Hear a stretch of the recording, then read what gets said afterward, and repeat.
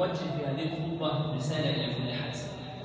نقول له: هل تعلم حديث النبي صلى الله عليه وسلم إن الحسد يأكل الحسنات كما تأكل النار الحطب؟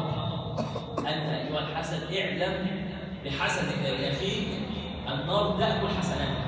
ستأتي يوم القيامة تفاجأ أن حسناتك كلها تهلك، رغم أنك لم تسب فلان ولم تشتم فلان ولم تضرب فلان ولم تقتل فلان ولم تسرق فلان، ولكنه الحسد. لما؟ لأن الحسد أكبر الجرائم في الإسلام. لماذا؟ ما هو الحسد؟ الحسد ببساطة هو إنسان يتمنى زوال نعمة أنعمها الله عز وجل على عبد عليه، لا يحب أن يرى هذه النعمة عند فلان، يشعر بألم في قلبه حينما يرى جاره في خير، حينما يرى أخيه في نعمة، حينما يرى أخته في رغد من العيش، يتمنى زوال هذه النعمة. وهنا ربنا سبحانه وتعالى سأله سؤال: أأنتم أعلم أم لا؟ سؤال لكل الناس. الله عز وجل من الذي وزع الرزاق؟ ربنا سبحانه وتعالى. فربنا بحكمته قال أن فلان هذا يستحق كذا، وفلان يستحق كذا، وفلان لا يستحق كذا. فربنا عز وجل هو الذي وزع الأرزاق، وهو بحكمته من أخبر أن هذا يستحق وهذا لا يستحق، وهذا يمنع وهذا يحرم وهذا يعطى. فأنت حينما تقول فلان لا يستحق، كأنك تقول له: يا رب والعياذ بالله أنت أخطأت، أنت أعطيت لفلان وهو لا يستحق. فأنت تعترض على قسمة الله بين عباده. فنقول لك: أأنت أعلم أم لا؟ لماذا تعترض على قسمة رب العالمين؟ أعندك من العلم عند الله عز وجل؟ أعندك من الحكمة ما عنده عز وجل؟ إذا لماذا تعترض؟ إذا اعتراضك على قسمة الله عز وجل هذه كارثة ومصيبة إياك أن تكون فيك. الله عز وجل أعطى فلان، اعلم أن الحكمة في أن يعطيه، ولم يعطي فلان الحكمة في أنه يحرمه. وفلان أمد الله في عمره، اعلم أن الحكمة أن يمد الله في عمره. وفلان مات وهو شباب، الحكمة أن يمد وهو شباب. ربنا عز وجل حكيم عزيز، لا خلاف بين المسلمين أن الله عز وجل هو حكيم في كل أمر، يعلم لماذا يفعل هذا ولماذا يعطي هذا ولماذا يحرم. الأمر الثاني أنك حينما يدخل إلى قلبك الحسد تكون عونا لإبليس على أبنائك وأبناء المسلمين. لماذا؟ ما هي جريمة إبليس؟ جريمة إبليس هي نفس جريمتك. إبليس كان يعيش ولم يعطى الخلافة في الأرض، ولم يعطى النبوة، ولم يعطى أي شيء، ويعيش ويتعبد الله عز وجل ولا أي مشكلة. إذا أن الله عز وجل أوحى إلى الملائكة أنه سيتخذ خليفة في الأرض اسمه الإنسان. هنا اعترض إبليس. لماذا اعترض إبليس؟ لأن غيره سيأخذ الخلافة. طيب قبل أن يوحي الله عز وجل بهذا هل كان إبليس هو خليفة الله في الأرض؟ لا، لم يكن، ولكنه لم يكن حزينا. إذا هو كل أمنيته أن لا يرى النعمة عندك ولا يتمناها لنفسه. يعني هو ما عندوش مشكلة أن ما تكونش عنده، بس ما يشفاش عنك. هو يختار أن يراها عندك حتى وإن لم يأخذها. فأنت هكذا تكون صديقا لإبليس، أنت تفعل نفس فعلته. فجاء إبليس رب العالمين وحجه: لماذا تعطي الإنسان ولا حق منه كما تقول أنت بالضبط؟ لماذا الله عز وجل وسع على فلان وأنا حق منه؟ لماذا فلان انتهت زوجا طبيب أو دكتور أو مهندس أو كذا وبنتي أحسن منها؟ لماذا فلان فتح مشروع ونجح وأنا أشطر منه؟ أنت تفعل نفس فعل إبليس بالضبط. فإذا تكون الكارثة الثانية أنك وإبليس أصبحتم شركاء في الأمر وفي الفعل وفي الصفات وفي كل شيء. الأمر الثالث أن الحاسد هذا يعيش في الأرض في حياته كلها، حياته كلها أرض. يعني أنت بحكم معرفتك بأقاربك أو بكذا تعلم أن من أقاربك من يكره الخير للناس. حينما تذهب بزيارته تحس والله كأنك ذهبت تزور ناس من أهل بيتك مش نوع الفرح، ناس كلها متضايقة، وشهم تعبان، الراجل الكبير تعبان، مراته تعبانة، أولاده متضايقين، حالات اكتئاب. يعيش هذا البيت في الغم طول حياته، وهذا من شغل معصيته. لماذا؟ لأنه لا يرتاح له بال إلا بحالة من ثلاث: إما أن تزول النعمة من المحسود، أو يصيب الله عز وجل بمصيبة أكبر مما يتمنى هو يتمنى مثلا عربيته تروح فيحترق بيته، أو الله عز وجل يقضي عمره إن المحسود ما عادش يشوف الدنيا. والثلاثة ليسوا بيديه. لا هو يقدر ينفذ موت مش بايده، ولا يقدر ياخد نعمه مش بايده، ولا يقدر يصيب مصيبه مش بايده. فعشان الثلاثه مش بايده قاعد في غم ونكد وحزن والم مش عارف يعمل ايه.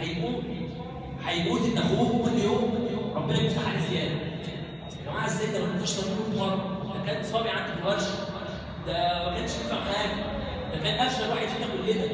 ربنا سبحانه وتعالى عنده حكمه بيفتح عليه. انت زعلان ليه؟ فلانه دي تتجوز الجوازه دي لاوحش واحده في العيله كلها، ده احنا كنا بنتريق عليها وهي صغيره ان لبسها وحش ومش عارف ايه، ربنا له حكمه ان هي تتجوز احسن جوازه في العيله كلها.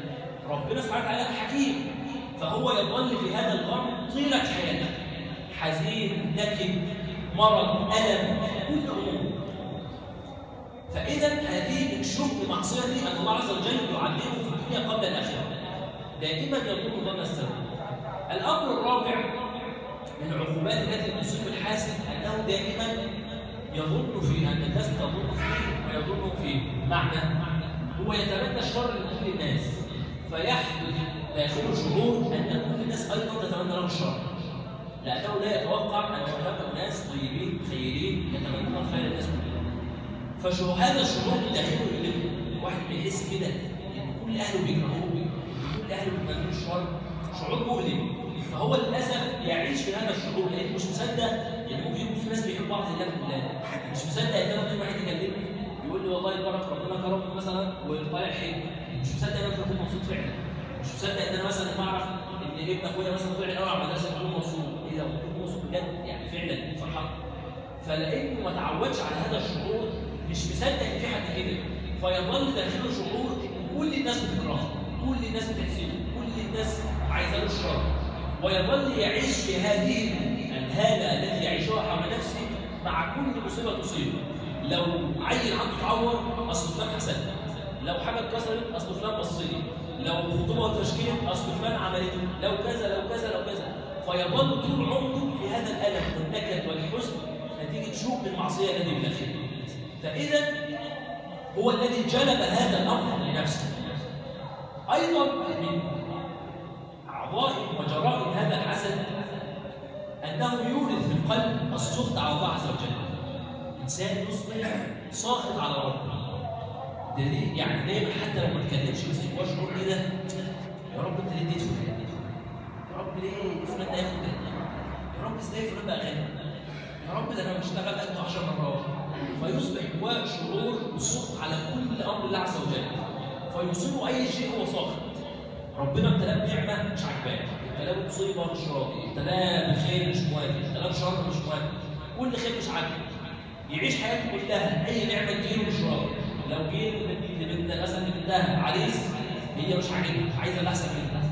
ربنا كرم واشترى عربيه يركبهاش اسبوع وتحس نفسه اتقفلت منها ولا يقول لك في عربيه احسن منها. اشترى بيت ما يكملش شهر يقول لك الشارع ده طلع مش حلو، انا كان نفسي لو مش عارف كنت خدته في الشارع الثاني كان احسن. فدائما ربنا عز وجل ينزل السخط في قلبه، رافض كل شيء من رب العالمين. اي شيء يجيله من ربنا سبحانه وتعالى خير، شر، نعمه، غيره، هو رافض وساخط على كل ما امر الله عز وجل به.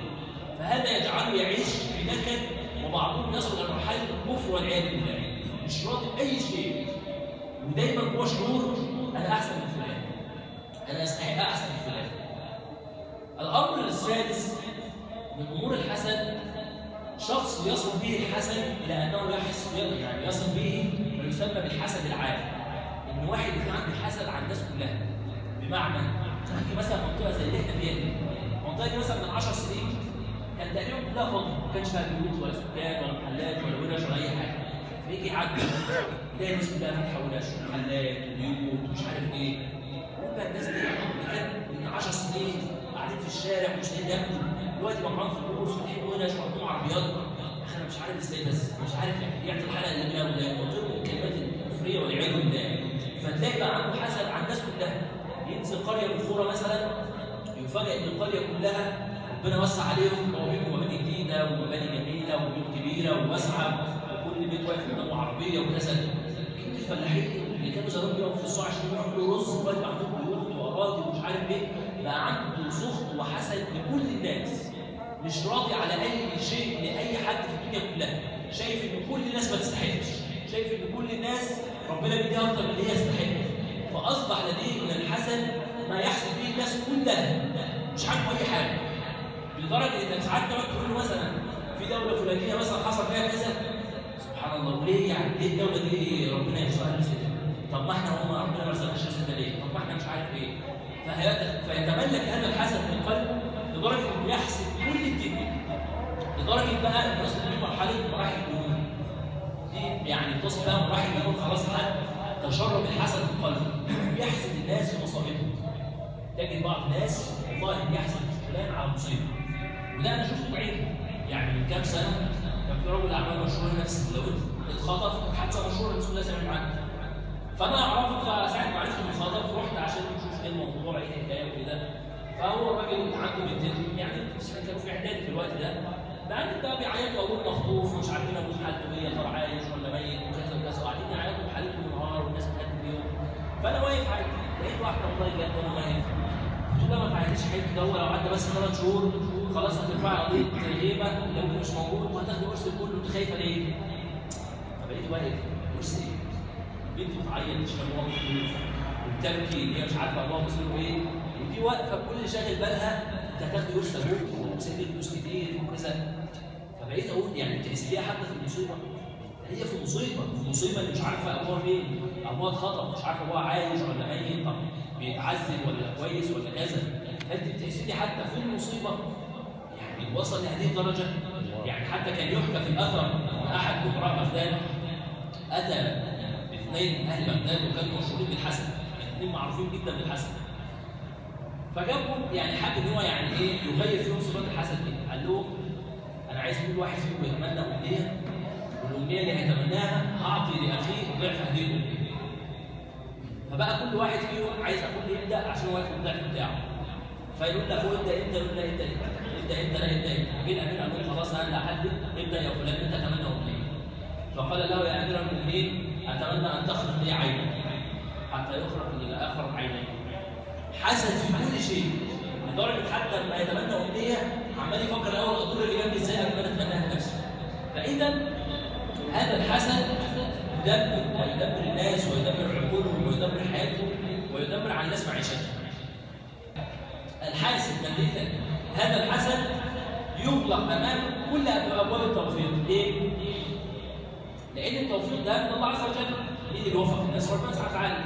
فهذا الحسد اصلا هو معترض على الله عز وجل، هو معترض على اراده الله عز وجل وعلى احكام الله عز وجل. فهو كان يعني في الصباح يقول يا رب انا مش موافق على حكمك بين الناس وفصلك بين الناس، وبعدين بالليل يدعو هذا الرب الذي والعياذ بالله يتهم انه غير عادل بين الناس، يقول له يا رب وفقني. وفقك ليه؟ لان انت اصلا والعياذ بالله بتتهم ربنا ان هو غير حكيم وغير عادل. فاذا طبيعي ان يغلق امام كل ابواب التوفيق. ايضا من الامور التي تخضع عن هذا الحاسد امور ان يخضع عليه نفسه. بمعنى هو عمال يبص للناس وفلان ربنا اداله واداله واداله واداله واداله، طب وانت ما حسيتش في مره كنت في موقف ما تستحقش ربنا اداك؟ تقعد تفكر كده، ما مرش عليك مواقف كتير جدا جدا جدا جدا كنت في نابغه وكنت في شده وكنت في مصيبه وكنت في بلوى وما عملتش اي حاجه ربنا اداك منها؟ ما تفتكرش حاجه خالص. طب اقول لك على حاجه، لما كنت في بطن والدتك لسه مولود في بطن، لسه رضيع يعني لسه طفل في بطن والدتك، ممكن حضرتك تقول لي كنت ساعتها قدمت ايه في الدنيا عشان ربنا يكرمك ويطعمك؟ كنت قدمت ايه؟ ولا قدمت اي حاجه؟ ما قدمتش حسنه واحده لحد دلوقتي، انت لسه لحد دلوقتي في بطن امك وربنا سبحانه وتعالى بيطعمك ويسقيك. ما فكرتش طب ليه ربنا كان بيطعمني ويسقيني؟ طب ما ده تفكيرك بقى غير سوي، طب ما ده مش عادل، انا ما عملتش حاجه استحق ان انا اكافئ عليها وربنا يديني اكل ويديني شرب، ده لسه اصلا ما نزلتش. ما افتكرتش اي حاجه زي دي. ربنا سبحانه وتعالى طمس على قلبي، خلاص ما بقيتش شايف كام مصيبه ربنا نجاك منها. انا واحد من الناس لما قعدت افكر في كام موقف كنت في مشكله وفي شده وكذا وربنا نجاني منها من غير ما اعمل اي حاجه، والله لو قعدت اعيد منها الصبح مش هخلص. موقف اللي في الدراسه واللي في التعليم واللي في الشغل واللي في الحياه واللي في كذا واللي في كذا واللي في كذا، وحكمه ربنا ورحمته بتنجيني من هذه المواقف. ما فكرتش ان انت مثلا ما عملتش اي خير تستحق عليه، مثلا ان ربنا سبحانه وتعالى يرزقك باولاد والحمد لله مثلا صحيين كويسين، هتشوف في غيرك ربنا بيرزقك مثلا ابن بيعاني من مرض والعياذ بالله كبير، بيعاني كذا بيعاني كذا، انت احسن من التاني ده في ايه؟ ولا اي حاجه. ما فكرتش تقول طب والله ده من رحمه ربنا ان هو رزقني ابن الحمد لله كويس. ليه ما فكرتش؟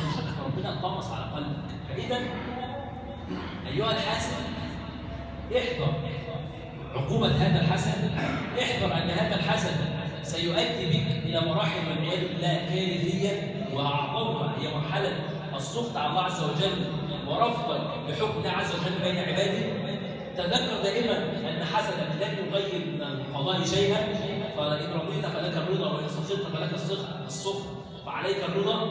اخيرا وليس اخيرا، تذكر كم من مره كافأك الله فيها ورزقك واعانك وانت لم تقدم اي شيء ولم تستحق اي شيء. تذكر هذه الامور.